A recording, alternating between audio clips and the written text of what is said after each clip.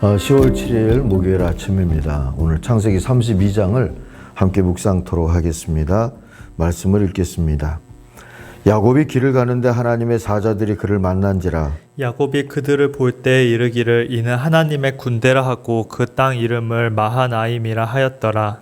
야곱이 세일 땅 에돔들에 있는 형 에서에게로 자기보다 앞서 사자들을 보내며 그들에게 명령하여 이르되 너희는 내 주 에서에게 이같이 말하라. 주의 종 야곱이 이같이 말하기를 내가 라반과 함께 거주하며 지금까지 머물러 있었사오며 내가 내게 소와 나귀와 양떼와 노비가 있으므로 사람을 보내어 내 주께 알리고 내 주께 은혜 받기를 원하나이다 하라 하였더니 사자들이 야곱에게 돌아와 이르되 우리가 주인의 형 에서에게 이른즉 그가 400명을 거느리고 주인을 만나려고 오더이다. 야곱이 심히 두렵고 답답하여 자기와 함께한 동행자와 양과 소와 낙태를 두 떼로 나누고 이르되 에서가 와서 한 떼를 치면 남은 한 떼는 피하리라 하고 야곱이 또 이르되 내 조부 아브라함의 하나님 내 아버지 이삭의 하나님 여호와여 주께서 전에 내게 명하시기를 내 고향 내 족속에게로 돌아가라 내가 내게 은혜를 베풀리라 하셨나이다. 나는 주께서 주의 종에게 베푸신 모든 은총과 모든 진실하심을 조금도 감당할 수 없사오나 내가 내 지팡이만 가지고 이 요단을 건넜더니 지금은 두 때나 이루었나이다. 내가 주께 간구하오니 내 형의 손에서 에서의 손에서 나를 건져내시옵소서. 내가 그를 두려워함은 그가 와서 나와 내 처자들을 칠까 겁이 나기 때문이니이다. 주께서 말씀하시기를 내가 반드시 내게 은혜를 베풀어 내 씨로 바다에 셀 수 없는 모래와 같이 많게 하리라 하셨나이다. 야곱이 거기서 밤을 지내고 그 소유 중에서 형 에서를 위하여 예물을 택하니 암염소가 200이요 숫염소가 20이요 암양이 200이요 숫양이 20이요 전날은 낙타 30과 그 새끼요 암소가 40이요 황소가 10이요 암나귀가 20이요 그 새끼 나귀가 10이라. 그것을 각각 때로 나누어 종들의 손에 맡기고 그의 종에게 이르되 나보다 앞서 건너가서 각 때로 거리를 두게 하라 하고 그가 또 앞선 자에게 명령하여 이르되 내 형 에서가 너를 만나 묻기를 내가 누구의 사람이며 어디로 가느냐 내 앞의 것은 누구의 것이냐 하거든. 대답하기를 주의 종 야곱의 것이요 자기 주 에서에게로 보내는 예물이 오며 야곱도 우리 뒤에 있나이다 하라 하고 그 둘째와 셋째와 각 때를 따라가는 자에게 명령하여 이르되 너희도 에서를 만나거든 곧 이같이 그에게 말하고 또 너희는 말하기를 주의 종 야곱이 우리 뒤에 있다 하라 하니 이는 야곱이 말하기를 내가 내 앞에 보내는 예물로 형의 감정을 푼 후에 대면하면 형이 혹시 나를 받아주리라 함이었더라. 그 예물은 그의 앞서 보내고 그는 무리 가운데서 밤을 지새다가 밤에 일어나 두 아내와 두 여종과 11 아들을 인도하여 야복 나루를 건널세 그들을 인도하여 시내를 건너가게 하며 그의 소유도 건너가게 하고 야곱은 홀로 남았더니 어떤 사람이 날이 새도록 야곱과 씨름하다가 자기가 야곱을 이기지 못함을 보고 그가 야곱의 허벅지 관절을 치매 야곱의 허벅지 관절이 그 사람과 씨름할 때에 어긋났더라. 그가 이르되 날이 새려하니 나로 가게 하라. 야곱이 이르되 당신이 내게 축복하지 아니하면 가게 하지 아니하겠나이다. 그 사람이 그에게 이르되 내 이름이 무엇이냐 그가 이르되 야곱이니이다. 그가 이르되 내 이름을 다시는 야곱이라 부를 것이 아니요 이스라엘이라 부를 것이니 이는 내가 하나님과 및 사람들과 겨루어 이겼음이니라. 야곱이 청하여 이르되 당신의 이름을 알려주소서. 그 사람이 이르되 어찌하여 내 이름을 묻느냐 하고 거기서 야곱에게 축복한지라. 그러므로 야곱이 그곳 이름을 브니엘이라 하였으니 그가 이르기를 내가 하나님과 대면하여 보았으나 내 생명이 보존되었다 함이더라. 그가 브니엘을 지날 때 해가 돋았고 그의 허벅다리로 말미암아 절었더라. 그 사람이 야곱의 허벅지 관절에 있는 둔부에 힘줄을 쳤으므로 이스라엘 사람들이 지금까지 허벅지 관절에 있는 둔부의 힘줄을 먹지 아니하더라. 아멘. 오늘 묵상의 제목은 브니엘의 은혜입니다. 브니엘의 뜻은 우리 요절 30절에 나오죠. 야곱은 내가 하나님의 얼굴을 직접 뵙고도 목숨이 이렇게 붙어 있구나 하면서 그곳 이름을 브니엘이라 하였다 했습니다. 하나님의 얼굴이란 뜻입니다. 브니엘은 예배자로 주님 앞에 설 때마다 새로움을 다짐하곤 하죠. 그런데 작심삼일이 되는 경우가 얼마나 많은지 모릅니다. 야곱도 고민이 비슷했던 것 같아요. 라반에게서 벗어나 호기롭게 길을 떠났죠. 다시 또 심히 두렵고 답답해진 게 그런데 며칠 못 가서 그리 됐다고 오늘 7절이 가르쳐 줍니다. 원한을 품고 살았을 형 에서와 만날 일이 큰 걱정이 됐던 것이지요. 결국 야곱은 용기와 두려움의 경계에서 엎어지게 됩니다. 그때 낯선 이가 찾아와 싸움을 걸죠. 더 이상의 꼼수는 없었던 것일까요?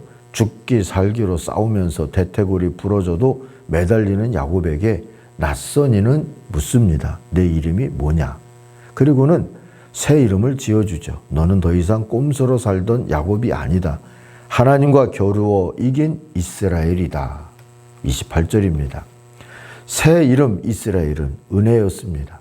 두려움을 떨치고 새로움을 향해서 다시 용기를 내게 했으니까 말입니다. 더군다나 하나님을 이겨먹고도 목숨을 부지했으니까 분이엘의 은혜를 받았죠. 이 은혜를 좀 더 묵상해 보십시다. 첫 번째로 하나님께서 야곱을 다루셨다 하는 걸 좀 생각해 보십시다. 야곱의 씨름이라고 보통 얘기도 하지만 아니에요. 주도권은 하나님께 있었어요. 그래서 하나님의 씨름이라고 해야 맞을 것 같습니다.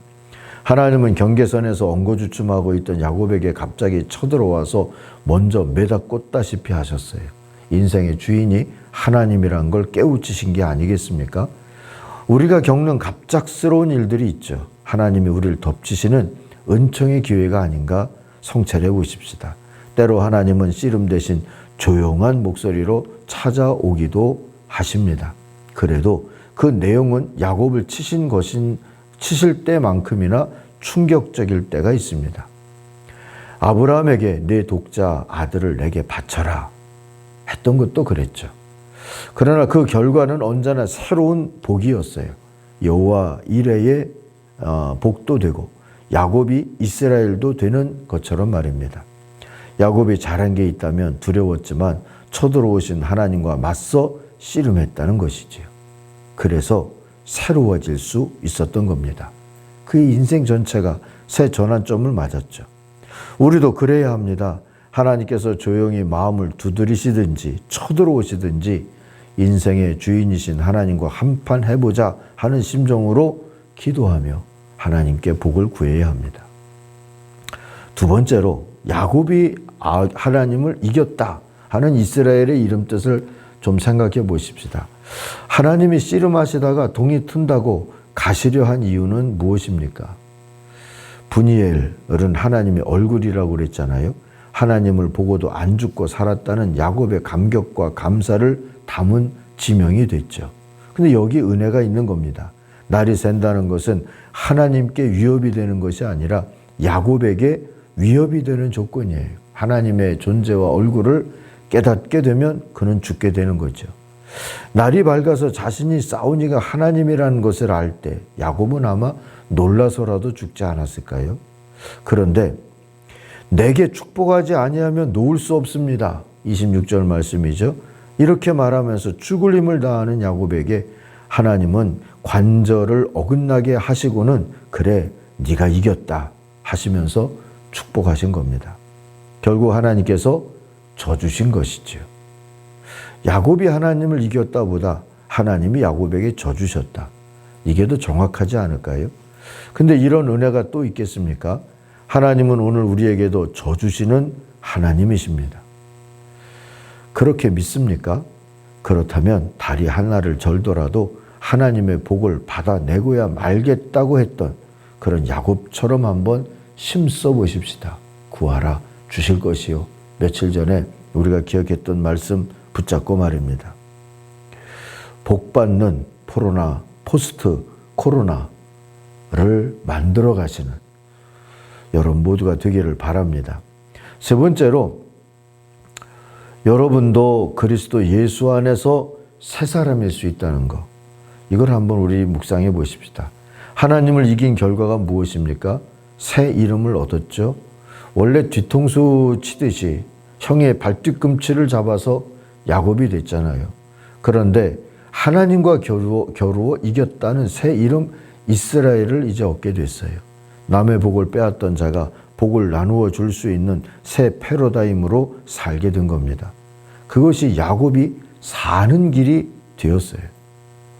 우리가 사는 길도 세상과 다른 사람들의 변화에 있지 않습니다. 나의 변화에 있는 거죠.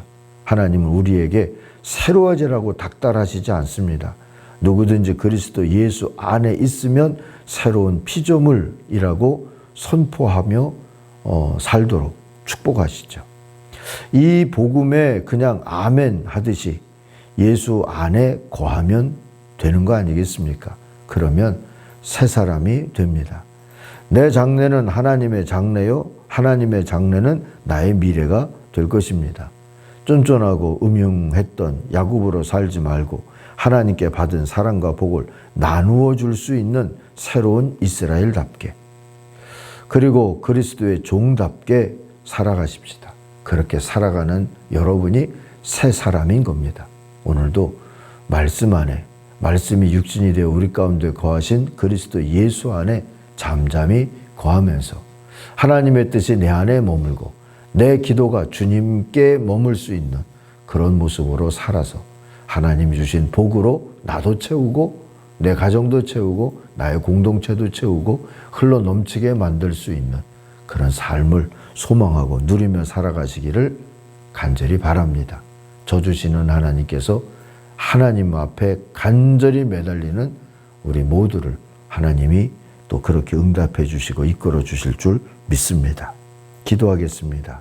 하나님 아버지, 종종 새롭게 살고 싶다 하면서도 하나님께 구해보지도 못한 채 낙심할 때가 많음을, 우리의 이런 어리석고 연약함을 하나님 불쌍히 여겨주시고 기도의 삿발을 든든히 붙잡고 하나님께 간구해서 또 우리 공동체와 우리의 인생 남은 부분을 새롭게 만들 수 있는 하나님의 사람들이 되게 하여 주시옵소서.